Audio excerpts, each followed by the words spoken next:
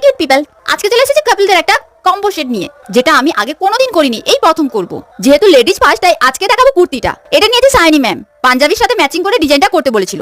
শম্পা বলেছে তোমার কাজগুলো সব সময় ভালো হয়, তোমার কথাগুলোও বেশি ভালো লাগে মৌ। Thank you Shampa.